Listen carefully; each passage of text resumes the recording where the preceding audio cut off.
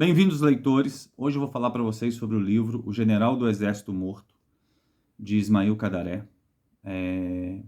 Esse é um autor albanês, é uma publicação aqui da editora Objetiva, um livro que infelizmente está esgotado, mas que não está muito caro, não. Se vocês procurarem com paciência nas livrarias virtuais aí, nos sebos virtuais, há a possibilidade de vocês encontrarem ele num preço acessível.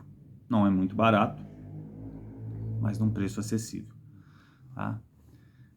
Bem, ele é um autor albanês, né? E aí, assim, é uma realidade muito diferente da nossa. E isso ele vai retratar aqui. Ele vai tratar muito isso aqui. A cultura desse país, as características desse país, a realidade desse país, a tradição, a história, né? Os costumes. Então, assim, é um livro que traz pra gente uma realidade muito diferente e inacessível de outra forma. Dificilmente seria acessível de outra forma a realidade desse país, da Albânia, muito diferente de nós aqui. Bem, para escrever, esse escritor ele teve vários problemas com o regime comunista, né? Então, assim, ele teve que se refugiar na França, teve que escrever lá e publicar muita coisa depois que tinha se refugiado. Isso é um aspecto também importante da obra desse autor. O livro trata de uma situação em que um general ele é incumbido de repatriar restos mortais do exército italiano, dos soldados que tombaram em batalha na Albânia durante a Segunda Guerra Mundial. Existe um número muito grande de italianos que tombaram na Itália, e esse general tem essa função, tem esse trabalho de resgatar esses restos mortais, repatriar esses restos mortais. Então aqui evoca várias questões, principalmente para a história da humanidade, né? Mas enfim, e aí esse general ele é todo orgulhoso, ele vai para lá todo orgulhoso, ele tem uma patente elevada, enfim, ele se acha acima das pessoas com quem ele vai tratar. O regime abre uma exceção para receber essa figura. E ele se acha assim, bastante importante e poderoso nesse contexto, né? Ele se acha muito superior a esse povo, principalmente porque ele vai lidar, na maioria das vezes, com operários e camponeses, vai entranhar, vai adentrar as regiões rurais, pobres e simples da Albânia. Então, assim, tudo isso são elementos que vão dar a ele uma sensação de superioridade. Ele é um general de um país, teoricamente, numa posição mais confortável em termos econômicos, militares, né? Ele desfruta de uma certa sensação de superioridade. E ele tem a impressão, antes desse projeto começar, de que ele vai humilhar essas pessoas. Humilhar principalmente de uma forma simbólica, mostrar a ele quem eles são de verdade. E ele começa esse trajeto e as coisas não funcionam da maneira que ele espera, né? Então nós temos esse primeiro ponto aqui, que é um choque de culturas, né? Culturas diferentes, embora próximas, né? Bem próximas, há uma proximidade muito grande da Albânia com a Itália, mas começam a acontecer problemas que decorrem desse choque de culturas, dessa diferença de culturas. E vejam, são dois países europeus, dois países próximos, mas que vão apresentar bastante diferenças e essas diferenças vão atrapalhar bastante o trabalho dele. Outra coisa é o seguinte, ele pensa que vai fazer esse trabalho de uma maneira rápida, de uma maneira profissional, de uma maneira eficiente, vai resolver um problema de forma bem rápida, vai saldar uma dívida histórica, que é um entendimento aqui. Esses homens que tombaram na Albânia, que são pais, são filhos, são irmãos, são maridos, e que os restos mortais jamais regressaram. Então ele acha que ele vai resolver esse problema de uma maneira rápida e eficiente. E aí também é outra ilusão que se desmancha à medida que o trabalho começa. Tá? Esse trabalho, à medida que o trabalho começa, essa ilusão vai se desmanchar, porque não é fácil, é difícil, é problemático, né? Ele não vai conseguir resolver isso da maneira que ele imaginava que seria. Outra coisa é o seguinte, à medida que ele começa a se relacionar com essas pessoas, ele percebe que aquela sensação de superioridade que ele tinha, ela vai se desmanchando, ela vai se diluindo. É como se fosse a derrota final desses soldados. É como se os camponeses, os operários, as pessoas simples estivessem olhando para eles e dizendo: tá vendo? Vocês ainda têm que, além de terem tombado aqui, de terem perdido de certa forma, que a Itália é uma grande derrotada na Segunda Guerra Mundial por vários aspectos, tá? Por vários aspectos. A Itália tem um papel na Primeira Guerra Mundial muito diferente do que ela teve na Segunda. O exército italiano fez assim, infelizmente, teve um papel muito inferior ao que ele teve na Primeira Guerra Mundial. Então, assim, esses albaneses é como se eles estivessem testemunhando essa segunda derrota após a morte. Tá? Repatriar significa, olha, vocês ainda têm que sair daqui ao final de tudo. Isso quem passa é o próprio personagem, tá? O personagem entende isso. Um certo desprezo, uma certa raiva, uma certa sensação de que ele não consegue desfrutar da superioridade que ele pretendia sobre essas pessoas. Elas é que olham para ele com desprezo, com aversão, até em alguns casos com certo deboche. E aí vão surgir vários problemas, vão surgir várias dificuldades. Esse trabalho de encontrar as pessoas, desenterrar as pessoas, vai ser muito problemático, vai ser muito desgastante, vai ser muito sombrio, vai afetar muito a personalidade dele, vai afetar muito emocionalmente esse general, ele vai se sentir muito afetado com o passar do tempo. E aí assim, tem um clima muito diferente, tem a solidão que ele vai enfrentar nessa realidade. Então, tudo isso cobra um preço emocional muito grande para ele. Tá? E é como se ele fizesse uma viagem à Terra dos Mortos. Parece aqui que ele está fazendo uma viagem à Terra dos Mortos. E a ideia que transmite é que a viagem à Terra dos Mortos, mesmo que você retorne, e aqui tem uma evocação mitológica e simbólica muito forte, caso você faça a viagem à Terra dos Mortos, você não volta dela sem uma transformação profunda. Tá? Você fazendo uma viagem à Terra dos Mortos, você vai voltar de lá profundamente transformado. E é o que acontece com ele. E ele começa a fazer uma reflexão sobre o papel da Itália, sobre o papel desses soldados, sobre como eles morreram. O autor, como ele é da Albânia, ele aproveita essa situação para descrever muito da cultura da Albânia para a gente. Ele faz uma análise dessa cultura, dos costumes, das festas, das vinganças, da violência de um povo da montanha, de um povo, de uma população pequena, mas com uma cultura muito rica, muito forte, muito resistente, muito arredia.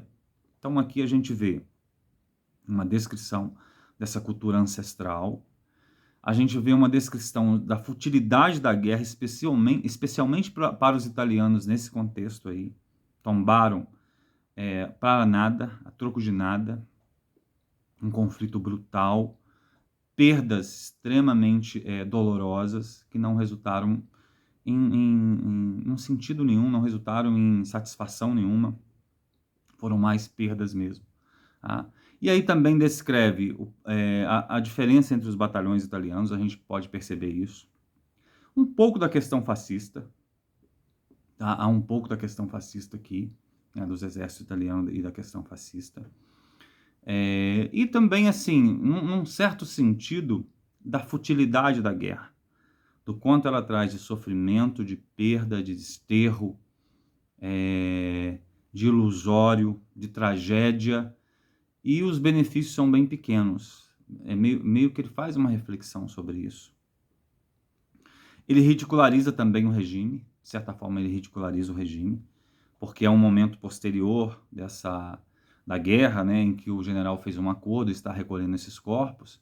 Então, assim, ele aproveita para descrever traços bem característicos e ridículos de um regime extremamente autoritário que existiu na Albânia. Né? Então, assim, a gente tem acesso, né, a uma realidade completamente diferente da nossa. Então, achei muito válido nesse sentido. Achei muito válido essa reflexão que ele faz, essa questão dos restos mortais. A gente teria até aqui uma alusão aqui bastante interessante a própria Ilíada, né? A questão de sepultar de forma correta os restos mortais, dos guerreiros, o quanto isso é importante para várias sociedades, para a história da humanidade ao longo de vários séculos, como isso é muito importante, como isso cobra um preço. Né? Então, assim, e aí ele, de certa forma, se torna um líder, um general de um exército fantasma, porque ele começa a ter um pouco de delírio quanto a esse exército que ele está liderando, que na verdade são apenas restos mortais. Ele começa a ter delírio com isso. Ele começa a fazer análise das batalhas que eles perderam. Ele começa a traçar toda vez que ele está num lugar. E outra coisa é o seguinte: ele bebe muito, o que acentua o delírio dele. Mas toda vez que ele está num lugar, ele começa a traçar num maço de cigarro, num papel, num bar onde ele está bebendo, ele começa a traçar assim alternativas para as batalhas que foram perdidas. E aí há um pequeno momento aqui, em que ele parece estar delirando como um general de ossos, um general dos ossos. Isso também, a questão de um general de exército morto, de um líder de um exército morto, evoca também mitos poderosos aqui. Tá? Evoca mitos poderosos. Embora a escrita seja bem convencional, é uma escrita bastante convencional, uma narrativa bastante convencional, bastante tranquila. Então, vocês, assim, que quiserem ler, ela não traz muita novidade enquanto escrita, não. É uma escrita bastante convencional. Né? Então, não é algo que vá, eu acredito. É claro que toda leitura agrada a uns e não agrada a outros, mas não é uma leitura de muita invenção, não, muito particular, não, muita alternativa, não. É uma escrita bastante convencional. Né? E leva à reflexão, assim, das pessoas que você acreditava que tivessem sido heróis, que na verdade você descobre que foram criminosos de guerra. Tá? Ele vai descobrir isso aqui. Os batalhões punitivos, que são típicos de regimes autoritários, né? De ditaduras, batalhões que perseguiam as pessoas que não lutavam da forma devida, que desertavam. Né? Então, assim, há muitas reflexões.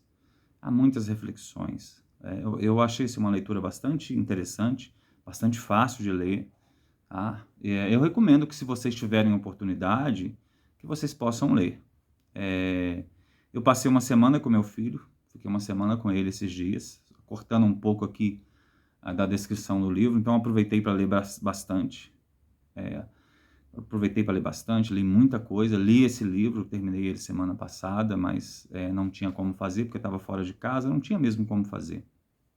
Mas, enfim, passei uma semana fora, levei bastante livro, garimpei livros, fui a sebos, garimpei livros, encontrei algumas pechinchas interessantes, por isso que eu recomendo, sempre que vocês puderem, sempre que vocês tiverem oportunidade, vão a sebos, vão a livrarias, há sempre a possibilidade de encontrar uma coisa nova, uma pechincha, sempre há, sempre há. Por mais livros que vocês tenham, por mais conhecimento de livros que vocês tenham, há sempre a oportunidade. Inclusive, eu encontrei uma pechincha, depois eu vou até mostrar para vocês, de um livro aí que está sendo vendido bastante caro. Eu encontrei, assim, num precinho muito pequeno. Eu já tenho até 2 edições desse livro, mas acabei comprando outra porque ele estava impecável e num precinho bem baixo mesmo. E eu ainda pechinchei, pagando à vista, e consegui um desconto. Enfim, são coisas que valem a pena. Fui ao cinema, assisti Missão Impossível, filme de ação, um filme que é um filme grande, mas que prende a gente, sabe? Foi uma semana bastante agitada para mim, semana passada. Cheguei ontem à noite em casa, né? E já estava com a leitura desse livro desde a semana passada pronta para falar para vocês. Bem, mas é isso. Compartilho aqui algumas coisas com vocês, leitores, porque a gente já tem uma certa... mais distante e desconhecido que a gente seja, a gente acaba tendo uma certa proximidade. Bem, mas é isso, né? Alguns estão agora vivendo um momento de férias, de recesso, aproveitem isso para fazer alguma coisa divertida. Igual esse filme Missão Impossível, vale a pena ver, é um filme de ação. Repete um pouco das coisas que ele sempre fez, eu não sei se vocês conhecem, mas vale a pena ver, sabe? E é uma experiência de cinema interessante. Porque o cinema tem... eu gosto muito de ver filme em casa, vejo até no celular, vejo no notebook, Mas enfim, no cinema é uma experiência assim sensorial diferente, dos sons, sabe? Um clima diferente. Eu acho que vale a pena. E se vocês têm alguém querido, né, uma pessoa querida, vão ao cinema, tomem uma água mineral, um refrigerante, um chopp para quem gosta, uma cerveja.